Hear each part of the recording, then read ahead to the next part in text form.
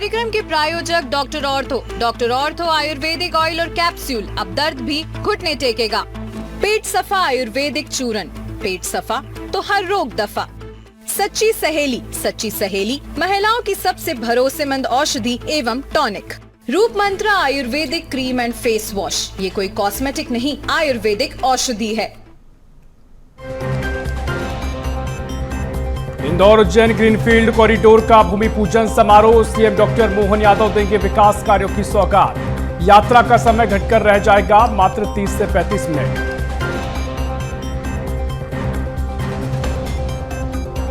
राहुल के दौरे पर विधायक पुरंदर मिश्रा का बयान। दिल्ली से जोकर आ रहा है। पुरंदर मिश्रा के बयान पर कांग्रेस का पलटवार।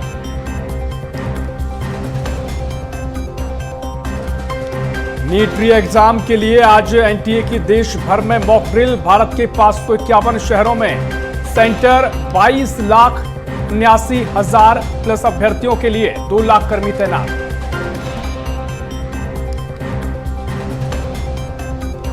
कोरिया जिले के पाटन में पति की हैवानियत आई सामने। चरित्र संदेह के चलते पत्नी का किया मुंडन, कपड़े फाड़े। पुलिस ने आरोपी पति को किया गिरफ्तार।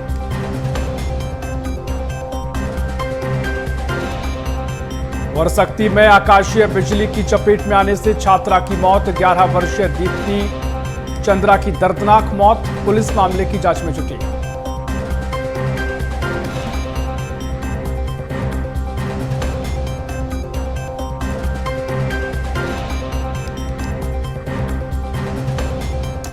नमस्कार, बीएसटीवी देख रहे हैं आप। बहुत स्वागत है आपका। मैं हूं आपके साथ ऋषभ राय। रुक करते हैं खबरों की ओर। जबलपुर से पहले अपडेट, जहां राज्यपाल मंगू भाई पटेल का दौरा देखने को मिला है और भगिनी निवेदिता गर्ल्स हॉस्टल में छात्राओं से संवाद किया। तो अपडेट जबलपुर से आपको बता रहे हैं, राज्यपाल का महत्वपूर्ण दौरा। राज्यपाल मंगू भाई छगन भाई पटेल का यह दौरा और भगिनी निवेदिता गर्ल्स हॉस्टल में छात्राओं से संवाद किया। नरसिंह मंदिर परिसर में स्थित है हॉस्टल। छात्राओं से उनकी शिक्षा के बारे में संवाद किया। छात्राओं के चेहरे पर राज्यपाल से मिलने की खुशी दिखाई दी। तो देखिए, छात्राओं के चेहरे पर राज्यपाल से मुलाकात के बाद खुशी नजर आई और राज्यपाल ने संवाद छात्राओं से किया है। राज्यपाल मंगू भाई पटेल का ये महत्वपूर्ण दौरा और यहाँ पर राज्यपाल मंगू भाई पटेल ने भगिनी निवेदिता गर्ल्स हॉस्टल में छात्राओं से संवाद किया है, बातचीत की है। नरसिंह मंदिर परिसर में हॉस्टल स्थित है और इसके साथ ही छात्राओं से उनकी शिक्षा के बारे में चर्चा राज्यपाल ने की।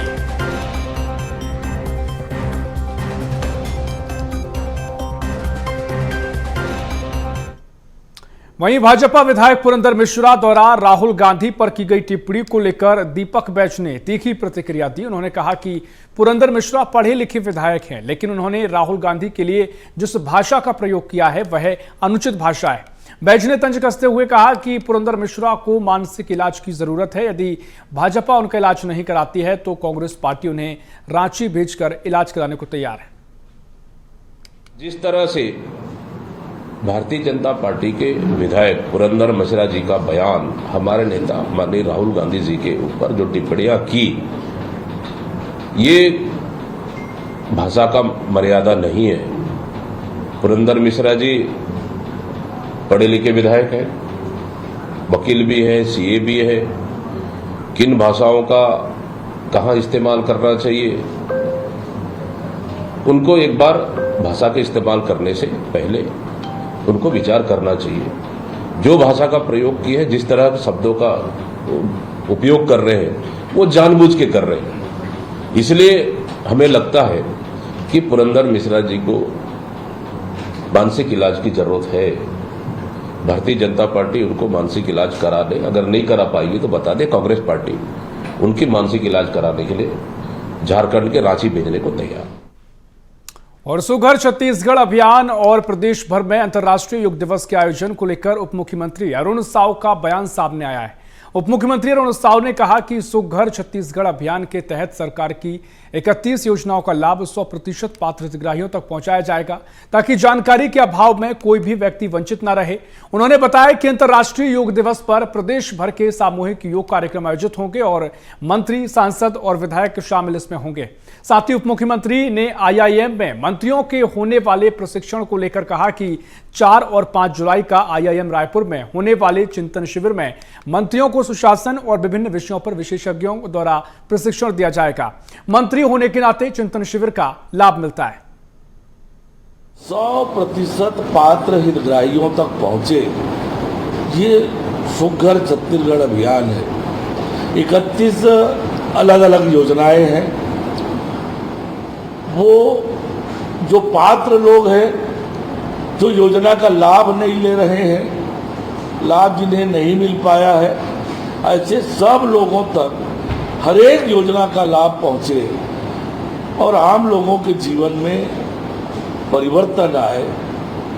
सरकार की योजनाओं का लाभ लेकर ये एक बड़ा अभियान, बड़ा निर्णय मुख्यमंत्री विष्णुदेव साय जी ने लिया है और निश्चित रूप से हम सब मिलकर सरकार की योजनाओं को 100% पात्र व्यक्तियों तक पहुंचाने का काम करेंगे। लगभग 180 से अधिक देश कल योग दिवस मनाएंगे। हमारे राज्य में राज्य सरकार ने सभी जिला मुख्यालयों में योग दिवस आयोजित करने का निर्णय किया है। कल सवेरे 7 बजे से लेकर 7:45 तक सामूहिक रूप से हम सब योग करेंगे। राज्य सरकार के मंत्री, सांसद, विधायक, माननीय राज्यपाल, माननीय मुख्यमंत्री, ये सभी अलग अलग जिलों में जाकर वहाँ के लोगों के साथ योग करेंगे। अन्य संस्थाएं भी, अन्य संगठन भी अलग अलग योग कल करने वाले हैं। तो ये बहुत बड़े पैमाने पर लोग योग में कल शामिल होने वाले हैं। सुशासन एवं अभिसरण विभाग के द्वारा पिछले 2 साल से सभी माननीय मंत्रीगणों के लिए चिंतन शिविर का आयोजन करती है। देश के विषय विशेषज्ञ, बड़े बड़े विषय विशेषज्ञ इस दौरान आते हैं और अपना व्याख्यान प्रस्तुत करते हैं। पिछले 2 चिंतन शिविर का लाभ हम सबको मिला। नीति निर्धारण करने में, योजना बनाने में, योजना के क्रियान्वयन में, इन सब में हम सबको खूब लाभ हुआ है। इस बार भी चिंतन शिविर का आयोजन 4 और 5 जुलाई को प्रस्तावित है। IIM में फिर से होगा और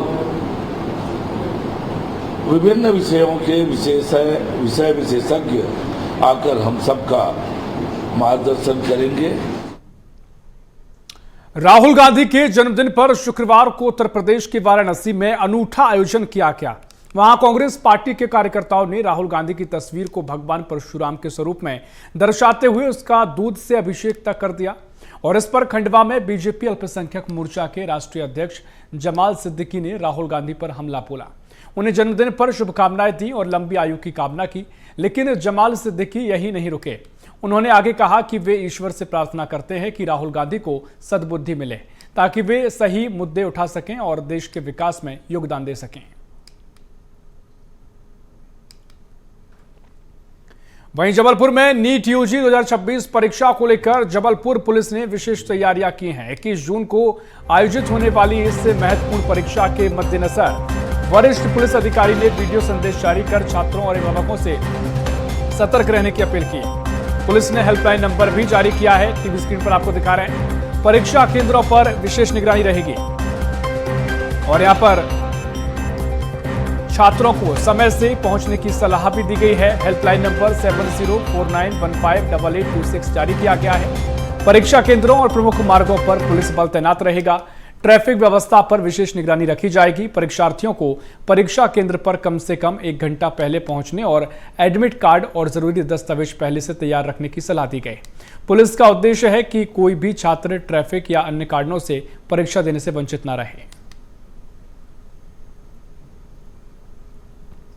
जी, एग्जाम को लेकर पुलिस अब एक्शन मोड पर है। फिलहाल आपको बता दूं कि एक वीडियो जारी कर जबलपुर पुलिस के अतिरिक्त पुलिस अधीक्षक जितेंद्र सिंह ने वीडियो जारी किया है, जहां पर एक टोल फ्री नंबर जो है जारी किया गया है, जिसमें साफ तौर पर अधिकारी है उनका ये कहना है कि नीट यूजी एग्जाम में जो भी अभ्यर्थी जबलपुर पहुंच रहे हैं नीट एग्जाम देने के लिए, उनको कोई दिक्कत ना हो, परेशानी ना हो, उसको लेकर जो है ये टोल फ्री नंबर जारी किया गया है। वहीं पुलिस ने जो अभ्यर्थी है उनसे अपील भी की है कि 1 घंटे पहले जो है अपने सेंटर पहुंच जाए, ताकि उनको कोई दिक्कत ना हो। और अगर किसी को दिक्कत होती है तो एक टोल फ्री नंबर पुलिस ने जो जारी किया है उस पर तत्काल जो है अगर कोई दिक्कत होगी तो उस पर तत्काल अगर अभ्यर्थी उस पर फोन लगाएगा तो कहीं ना कहीं जो पुलिस जो अलग अलग बल जो लगाए गए हैं वो उनकी मदद कर सकेगी और सेंटर तक पहुंचा सकेगी। ये जो है अपील पुलिस के अधिकारी ने की है। फिलहाल जिला प्रशासन की बात करें तो जिला प्रशासन ने भी नीट एग्जाम को लेकर पूरी तैयारी कर ली है। फिलहाल अलग अलग सेंटर्स जबलपुर में बनाए गए हैं। 10,000 से ज्यादा अभ्यर्थी जो है नीट एग्जाम देने जा रहे हैं। फिलहाल जो तैयारी है वह पूरी है। अगर जिस तरीके से जबलपुर में जिला प्रशासन की बात करें तो अलग जहां सेंटर्स बनाए गए हैं, अगर कोई दूर सेंटर है तो उसको लेकर जिला प्रशासन ने बस की फैसिलिटी भी रखी है। बस फैसिलिटी भी यहां से वहां जहां अभ्यर्थी का एग्जाम है वहां तक पहुंचाने की जो जिम्मेदारी है वो कहीं ना कहीं जिला प्रशासन ने उठाई है।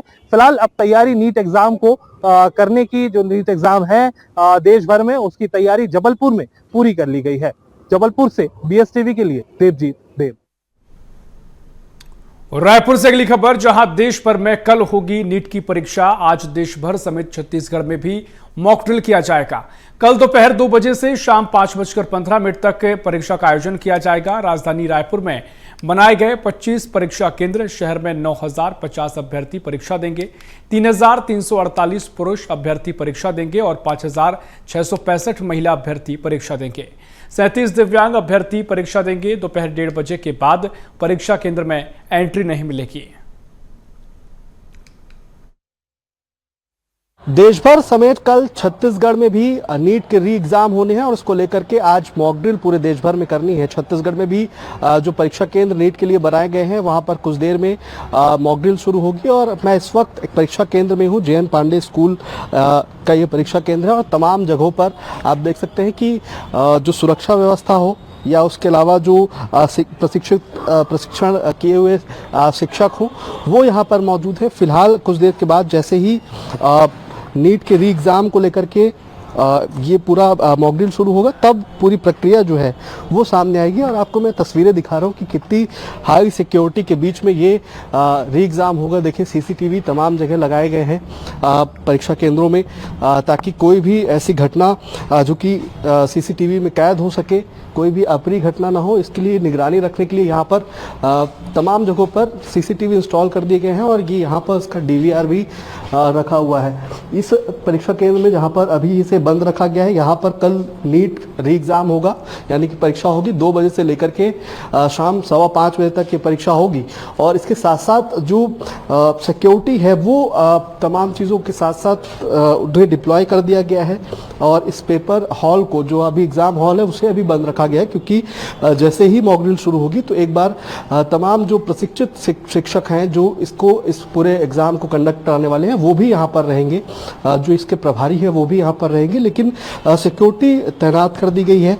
कुछ देर के बाद जब मॉक ड्रिल शुरू होगा तो पूरे सिक्योरिटी फोर्सेस के साथ, डिप्लॉयमेंट के साथ तमाम जो शिक्षक हैं जो इस परीक्षा को कंडक्ट कराने वाले हैं, लेने वाले हैं, वो यहाँ पर प्रशिक्षण करते हुए, मॉक ड्रिल करते हुए भी नजर आएंगे। तो कुल मिलाकर के पिछली बार जो पेपर लीक को लेकर के बवाल हुआ था पेपर रद्द हो गया था। इस बार उन सभी घटनाओं से बचने के लिए इस बार हाई सिक्योरिटी के बीच में ये नीट का एग्जाम करवाया जा रहा है और छत्तीसगढ़ में भी मॉक ड्रिल के जरिए इस बात की पुष्टि की जाएगी कि कल कोई पेपर में गड़बड़ी ना हो। और छत्तीसगढ़ की अगर राजधानी रायपुर की बात करें तो 25 केंद्र ऐसे बनाए गए हैं जहां पर नीट का एग्जाम होगा और लगभग 10,000 से के आसपास के अभ्यर्थी इसमें शामिल होंगे। और इसके बाद ये पूरी जो प्रक्रिया है वो नीट एग्जाम के तहत कंडक्ट की जाएगी। लेकिन उससे पहले आज मॉक ड्रिल है और मॉक ड्रिल के जरिए जब ये कुछ देर में शुरू होगा तो पूरे व्यवस्थाओं को पुख्ता करने के लिए ये मॉक ड्रिल किया जाएगा और कहीं ना कहीं जो गड़बड़ी है या पेपर लीक की जो आशंका है या कोई और अन्य गड़बड़ी ना हो, इसके लिए आज मॉक ड्रिल के जरिए भी जो शिक्षक हैं या फिर जो सिक्योरिटी फोर्सेस हैं उन तमाम लोगों को कहीं ना कहीं इस पूरी व्यवस्था की जांच पड़ताल के लिए भी रखा जाएगा। कैमरामैन गणेश साहू के साथ रायपुर से CBS TV के लिए शिवम दुबे। और इसी बीच रुक रहे हैं एक ब्रेक के लिए। ब्रेक के उस पार भी खबरों का सिलसिला लगातार जारी है।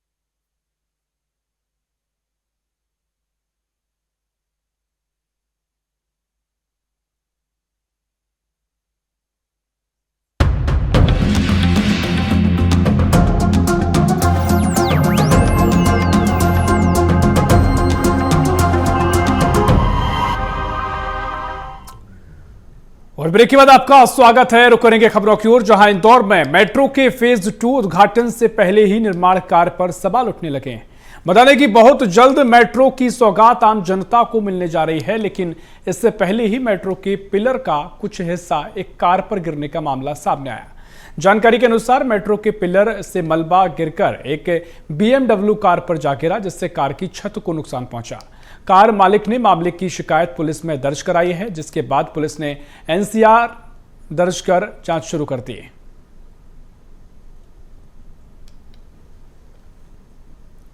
थाने पर शिकायत की थी कि उनके वाहन पर मेट्रो के नीचे से निकल रहे थे तो कुछ वहां से मलबा गिरा, जिनके ऊपर उनकी गाड़ी की छत डैमेज हो गई, जो प्रथम दृष्टया असंज्ञेय अपराध प्रतीत होने से NCR काटी गई है और इनको न्यायालय जाने की समझ दी गई है। यह विजयनगर थाना क्षेत्र स्थित मेट्रो पार्क के नीचे। अभी तो इस संबंध में बात नहीं हुई है, पर इसमें जांच की जाएगी। और देवास में मुख्यमंत्री तीर्थ दर्शन योजना के तहत देवास से हरिद्वार ऋषिकेश के लिए रवाना हुए श्रद्धालुओं के दल में टिकट वितरण को लेकर विवाद सामने आया। यात्रा के लिए चयनित कुछ आवेदकों ने पात्र लोगों को वंचित किए जाने का आरोप लगाते हुए टिकट आवंटन प्रक्रिया पर सवाल खड़े किए हैं। पात्र श्रद्धालुओं को वंचित करने का आरोप लगाया गया है और रेलवे स्टेशन पर गहरी नाराजगी भी जताई गई है। आप बता दें कि पूरा मामला देवास में से 196 श्रद्धालुओं को तीर्थ यात्रा पर भेजा गया।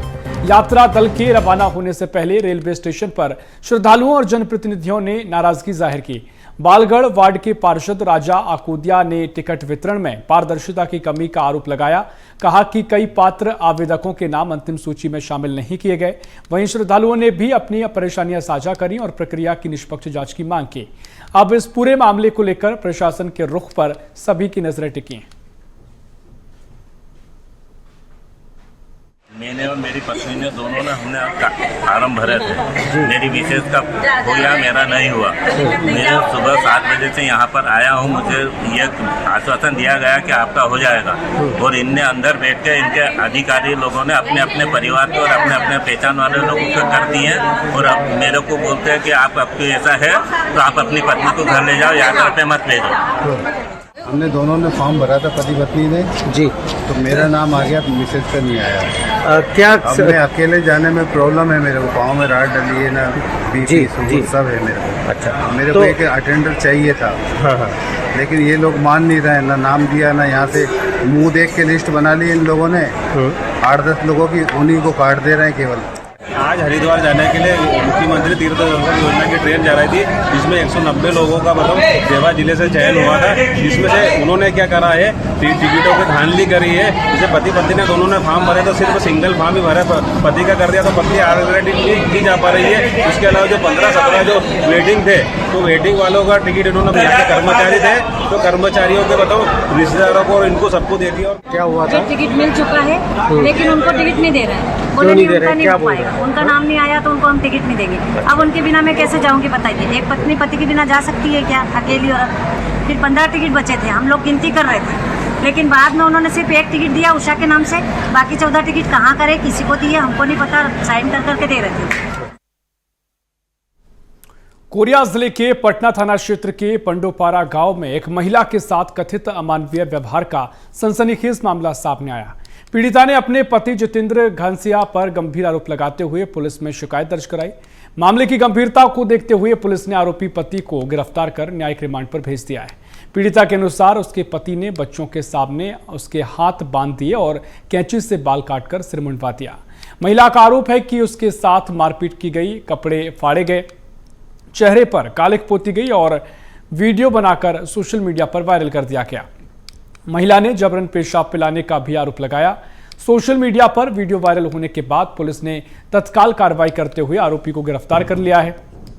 पुलिस ने मामले में प्रकरण दर्ज कर जांच शुरू कर दी है और अधिकारियों का कहना है मामले के सभी पहलुओं की गहन जांच की जा रही है और दोषी के खिलाफ सख्त कार्रवाई की जाएगी।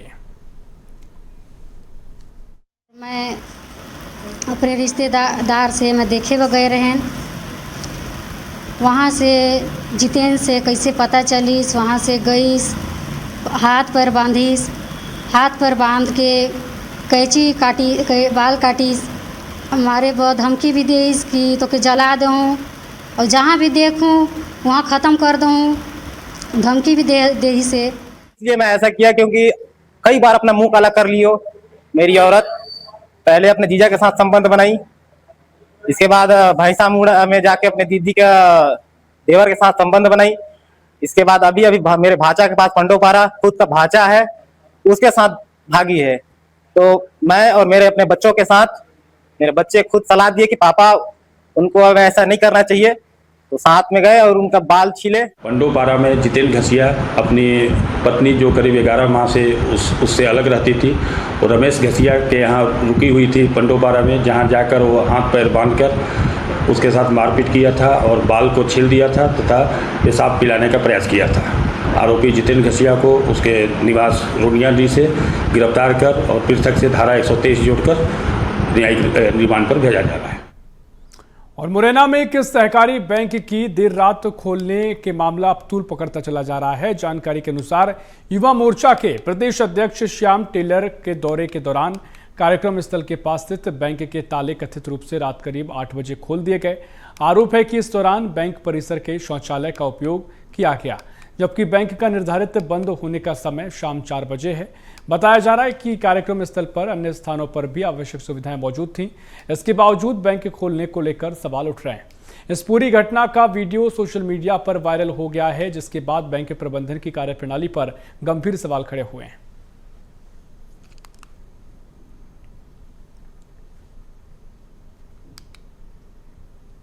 और कवर्धा के रेंगाखार थाना क्षेत्र में बमहनी थाना धान खरीदी केंद्र में करीब 77 लाख रुपए के कथित धान घोटाले का मामला बताया जा रहा है। प्रशासनिक जांच के बाद पुलिस ने केंद्र प्रभारी सहित 3 लोगों के खिलाफ एफआईआर दर्ज कर जांच शुरू की है। आरोप है कि राइस मिलों के दिए लगातार डिलीवरी ऑर्डर जारी किए जाते रहे और वास्तविक धान की स्थिति संदिग्ध पाई गई। मामले में पुलिस अब अन्य लोगों की भूमिका की भी जांच कर रही है और दोषियों पर सख्त कार्रवाई की बात की जा रही है।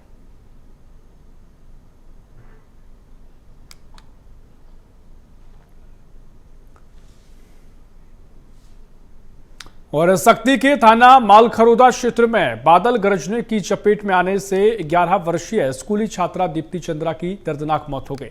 मृतका ग्राम अंडा तहसील आड़भार की रहने वाली बताई जा रही है, जहां घटना के बाद पुलिस ने जांच शुरू कर दी है।